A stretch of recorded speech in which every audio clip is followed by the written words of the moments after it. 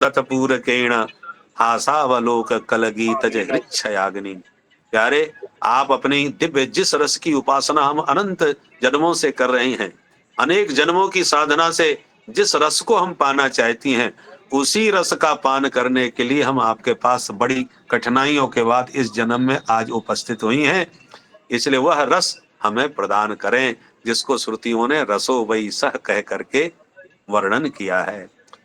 तो उस रस को पाने की जब अभिलाषा करी, परंतु भगवान ने ये सब बातें इसलिए करी गोपियों की परीक्षा में कि अब तक जो गोपियां आती थीं वो राधा रानी को आगे करके लाती थीं, तो भगवान उनका बहुत स्वागत सत्कार करते थे हृदय से। परंतु आज जब बंसी की तान सुनी तो राधा रानी को साथ में लाना भूल ही गई, सीधे सीधे दौड़ के श्याम सुंदर के पास चली आई। इसलिए भगवान कहते हैं कि जब तक किशोरी जी का अनुगत्य ग्रहण करके कोई जीव नहीं आएगा, तब तक हम उसे सीधे सीधे अपनाने वाले नहीं हैं। इसलिए ब्रज में कृष्ण कृष्ण कोई नहीं बोलता, सब राधे राधे ही पुकारते हैं, क्योंकि राधा रानी का अनुग्रह जब तक नहीं होगा तब तक गोविंद कृपा करने वाले नहीं। भगवान राधा रानी बरसाने वाली हैं और कन्हैया है घनश्याम। घनश्याम माने बादल। बादल बरसते हैं, कब बरसते हैं? जब बरसाने वाली कोई हो। तो भगवान भी कृपा तभी बरसाते हैं जब बरसाने वाली अनुग्रह जिस जीव पर बरसावे। इसलिए राधा रानी के बिना ब्रज गोपी आई तो भगवान ने सीधे मुंह बात नहीं करी, और जब उनकी परीक्षा चल रही थी उतने में किशोरी जी भी पहुंच गईं। और जैसे प्रभु ने किशोरी जी का दर्शन किया तो प्रहस्य सदयम गोपी रात्मा रामोप्यरी रमत। भगवान तुरंत ब्रज गोपियों के साथ गदगद हो करके ताता थैया करके नाचने लगे, सबको हृदय से लगा करके दिव्य महारास रचाने लगे। बाहु प्रसार पररंभ कराल कोरूनिवि स्तनाल वन नर्म नखाग्रपातैः श्वेल्यावलोक हसतिर व्रज सुंदरीणाम उत्तम भयन रतिपतिम रमयांचकार। भगवान ने गलवैया डाल के ताता थैया करके नृत्य करना प्रारंभ किया। कामदेव ने आके तक तक के तीर चलाए, पर रतिपतिम उत, उत ऊर्धम स्तंभयन। भगवान ने वो रतिपति कामदेव को पकड़ के ऊर्ध्व स्तंभित कर दिया। आत्मन्यवरुद्ध सौरतः, भगवान पूरी तरह काम को नियंत्रित करके उसको अवरुद्ध करके दिव्य महाराज कर रहे। रासलीला में भगवान कैसे नाच रहे हैं, दो दृष्टांत दिए। रेमे रमेशो ब्रज सुंदरी भीर यथार्भक स्वप्रतिबिंब विभ्रम। जैसे शीश महल में कोई नन्हा सा बालक घुस जाए तो अपने ही अनंत प्रतिबिंबों का दर्शन जब शीशे में करता है तो उसे लगता है कि मेरे सखा हैं, मेरे मित्र हैं, तो अपने ही प्रतिबिंबों के साथ ताता थैया करके नाचने लगता है। ऐसे ही भगवान श्री वो परमात्मा श्री कृष्ण अपनी आत्माओं के साथ महारास में ताता थैया करके थिरक रहे हैं। तो ये जीवात्मा और परमात्मा के अलौकिक मिलन की लीला है। अच्छा, जो गोपियां सर्वथा भगवान के आश्लेष की अधिकारिणी थी, वो तो सदैव भगवान के पास दौड़ के पहुंच गई। और जिनको जिनकी प्राप्ति में तनिक भी अपरिपक्वता थी, जो अनधिकारिणी थी किंचित भी, तो वो सशरीर नहीं पहुंच सकी, बल्कि उन्हें पकड़ के उनको परिवारी जनों ने कमरे में कैद कर दिया।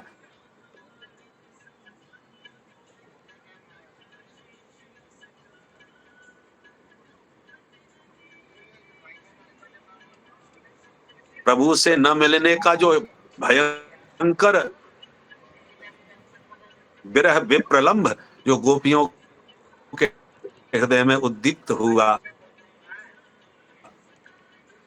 तो सुखदेव जी वहां वर्णन कर,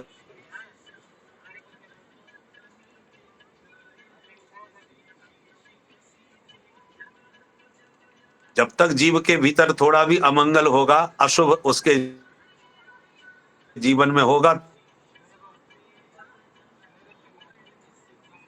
तो भी कहीं गंध थी, तो वो गंध दूर करने के लिए तीव्र ताप धुता सुबह, जो तीव्र उसके हृदय में विरह का संताप हुआ, उस विरह की उस दावानल में उसके सारे अशुभ भस्मसात हो गए। धुता शुभा, अशुभा धुता, सारे अशुभ उसके भस्मसात हो गए। परंतु भगवत प्राप्ति में तो पुण्य भी बाधक होता है। तो जो ताप हुआ विरह का, उसमें तो पाप नष्ट हो गए। अब जो पुण्य बचा, तो ध्यान प्राप्ताच्युताश्लेष निर्वृत्त्या आसन में बैठ के कमरे में ही ध्यान किया, और ध्यान में गोविंद का उसे दर्शन हो गया, और दर्शन करते ही उसने मन ही मन मनमोहन का आश्लेष किया। उस आश्लेष से जो दिव्यात दिव्य अलौकिक आनंद उसके हृदय में उत्पन्न हुआ, उस आनंद में उसके जन्म जन्मांतर के, कल्प कल्पांतर के, युग युगांतर के जितने सुकृत थे वो परिपूर्ण हो गए। भाई पाप का काम है ताप देना, पुण्य का काम है आनंद देना। तो जो विरह का ताप था उसमें पाप साफ हो गए, और जो ध्यान प्राप्ताच्युताश्लेष, ध्यान में जो अच्युत का आश्लेष प्राप्त हुआ, तो निर्वृत्त्या, उससे जो दिव्य आनंद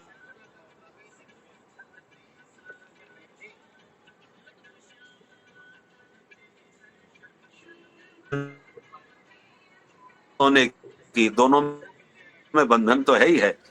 इसलिए शुभाशुभ सब समाप्त हो गए, तो एक दिव्य अलौकिक देह पा करके दौड़ के भगवान के पास पहुंच गई। कहने का मतलब यह है, और ये जो रासलीला है वो प्राकृत प्राणियों का मिलन नहीं, ये अलौकिक, अभौतिक, अप्राकृत जीवात्मा और परमात्मा के अनुपम मिलन की दिव्य क्रीड़ा है, जिसको महारास लीला के रूप में सुखदेव जी ने वर्णन किया है।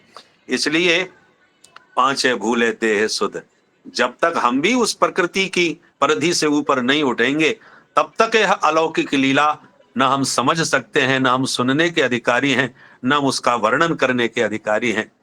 इसलिए रसिकों ने ब्रज में अपने पद पदावलियों के द्वारा उस रस का अद्भुत अद्भुत वर्णन किया।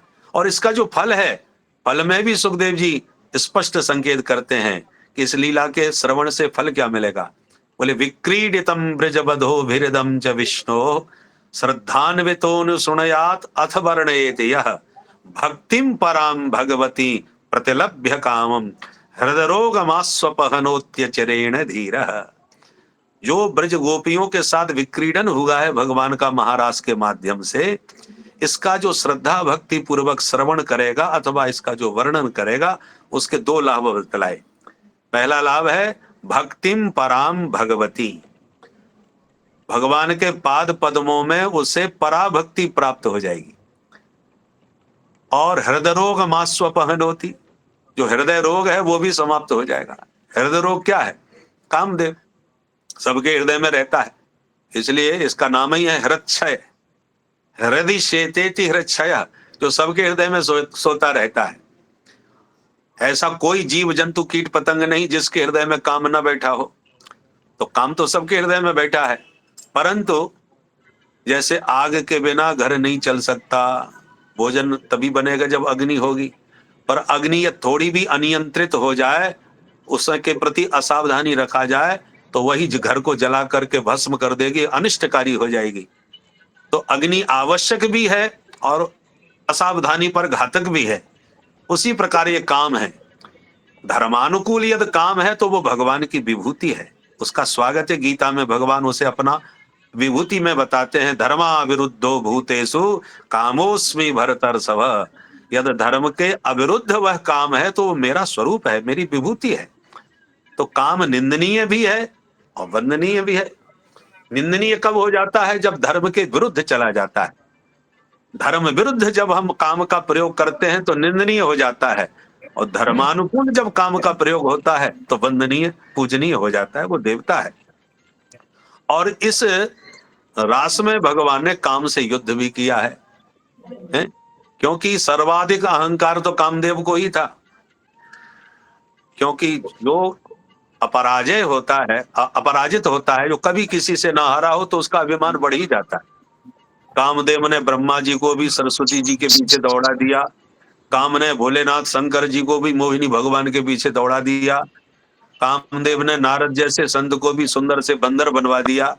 तो कामदेव को बड़ा अहंकार जाग गया। तो भगवान इस महारास के माध्यम से कंदर्प का दर्प भी दमन कर रहे हैं। श्रीधर स्वामी पाद ने रास पंचाध्याय के मंगलाचरण में यही संकेत दिया, ब्रह्मादि जय संरूढ़ दर्प कंदर्प दर्पहा जयति श्रीपतिर गोपी रास मंडल मंडन। रास मंडल में भगवान ने कंदर्प के दर्प का दमन किया है, क्योंकि भगवान ने कहा तुमने कामदेव अभी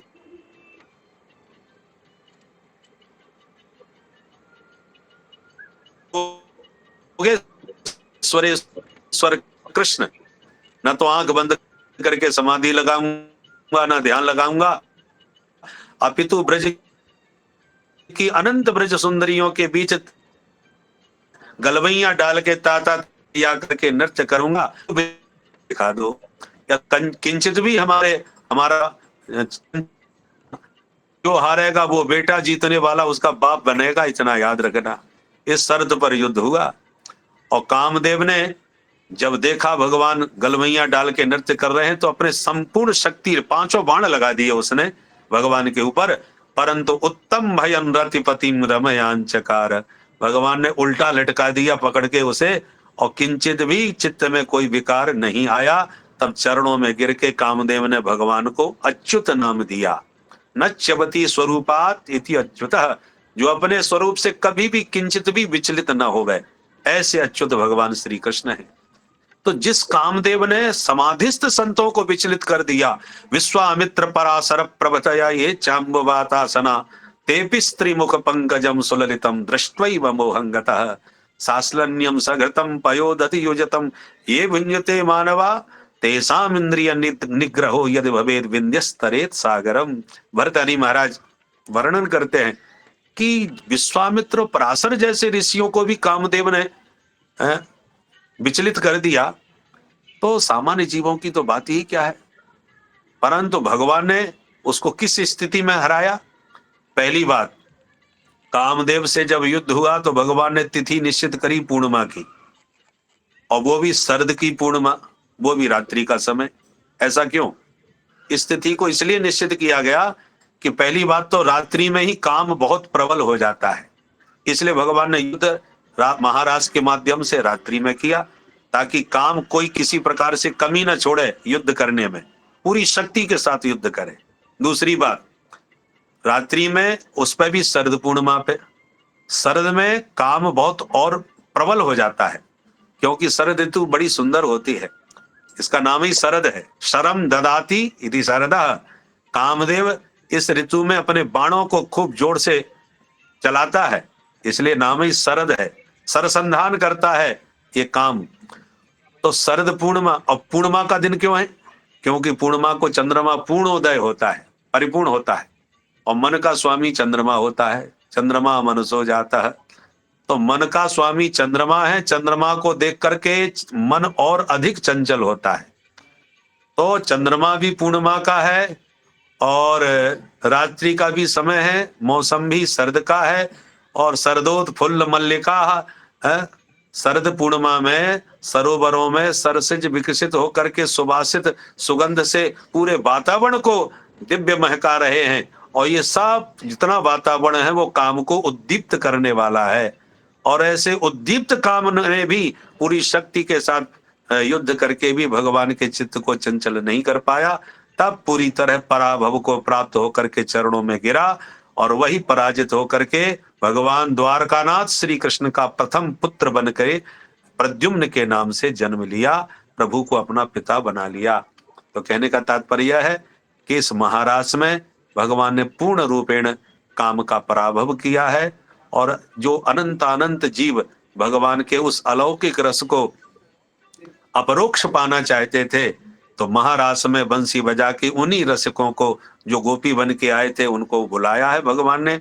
गोपी शब्द का अर्थ ही है गोभी इंद्रिय ही कृष्ण रसम पिबती थी गोपी, जो अपनी समस्त इंद्रियों से एकमात्र कृष्ण रस का ही निरंतर पान करे, वही गोपी है। तो हम और आप भी गोपी बन सकते हैं, और जब गोपी बन करके महाराज के अधिकारी बनेंगे, तब उस रस के रसास्वादन के बाद सारे संसार का रस फीका पड़ जाता है, आनंदी भवती, परमानंद की प्राप्ति होती है।